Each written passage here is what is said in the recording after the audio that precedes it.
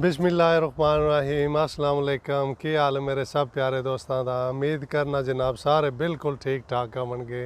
सब तो पहला सारे भैन भाइयों मेरी तरफों बहुत बहुत मीठी मीठी ईद मुबारक होवे। और ये बड़ा खुशी का दिन होंदा है।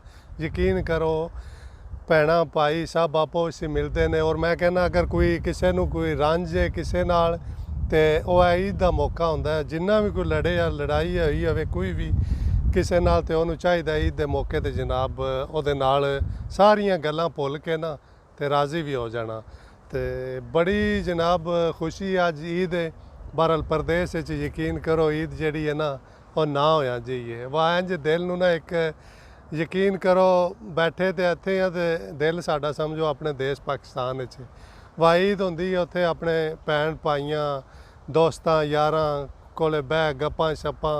हूँ तो खैर दौर ही बड़ा चेंज हो गया। सानू याद है 18-20 साल पहला जदों असी पाकिस्तान होंदे सी यकीन करो इतना अच्छा लगना कि ईद ते पींगा पाइयां ने इतने इतने यकीन करो वेखने नूं मंजर मिलते सी। ते हूँ तो दौर ही चेंज हो गया। हूँ तो बस ईद वाम पढ़ती है आके या कोई सौ जाता है या उत्थे ईद ते ही मिल के क्या हाल है ठीक है या व्हाट्सएप ते या फेसबुक ते एक दूजे नूं ना फोटो रखी होंदी है कि सारे सेंड करके ना चलो जी आ ईद हो गई।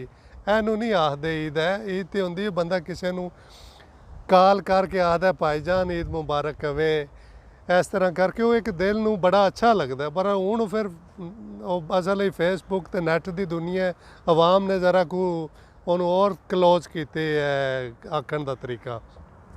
खैर कोई नहीं ये तो होंदे रहंदे ने काम। तो यकीन करो परदेस हूँ ईद पढ़ के आए जे तो दिल सी कि दोस्तों ना चलो छोटा जहा वीडियो शेयर कर दिए। तो इत्थे दी ईद है वाह उत्थे दोस्तों नूं मिलिया पढ़ के ईद आए घर है तो छोटा जहा क्लिप बनावांगे दोस्तों को बवांगे कोई खावा पीवांगे एक इंज टुर जाएगा एक इंज तो असी भी अपना राह दिल जड़ा वो यादां ते ख्यालों पाकिस्तान दे टुर जाएगा।